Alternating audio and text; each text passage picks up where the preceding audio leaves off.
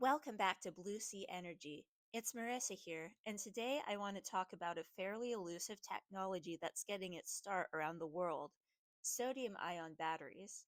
You might be familiar with lithium ion batteries, which many of our electronics and electric cars use. But there's been a lot of sustainability concerns about where lithium is mined and the carbon emissions that this mining produces. Plus, lithium ion batteries tend to use other metals, such as nickel and cobalt, that have some potential supply chain issues as well. For example, there's been human rights concerns about some of the cobalt mined in the Congo. On the other hand, according to ZME Science, sodium-ion batteries don't need rare earth metals, and sodium itself is much more abundant than lithium. Because of this, it'll have fewer mining costs going forward, which can potentially make the battery itself less expensive. Not only are the costs lower, but new sodium-ion batteries may be safer and charge faster than lithium-ion ones. The author of the ZME Science article, TB Puyu, states that researchers from the Korea Advanced Institute of Science and Technology have developed a battery that uses technology from supercapacitors, which are energy storage systems that are very energy dense and have fast charging times.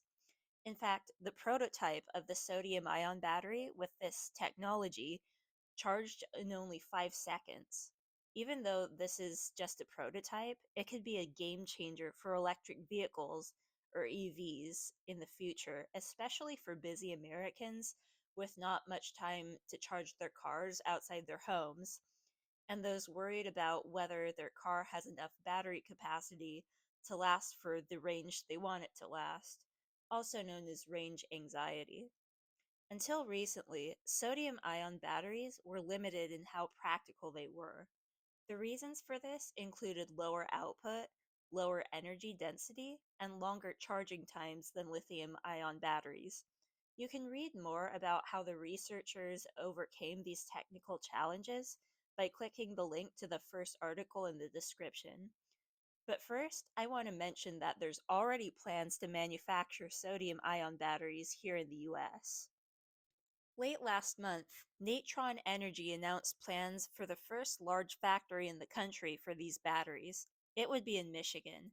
David R. Baker from Bloomberg writes that Natron is looking to serve the market of data centers rather than electric vehicles due to the fact that sodium ion batteries are typically less energy dense than their lithium ion counterparts.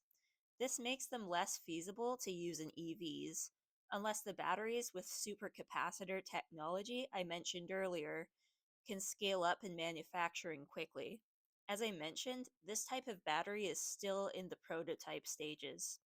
For now, Natron foresees that data centers can be powered by renewable energy, assisted by battery storage to make the energy generated from sources like wind and solar more reliable and consistent. Of course, their business model focuses on the battery storage part. The factory was made possible by $20 million in the form of a grant by the Biden administration. So, this is good news for creating jobs and for powering data centers to boost innovation and more technological breakthroughs going forward.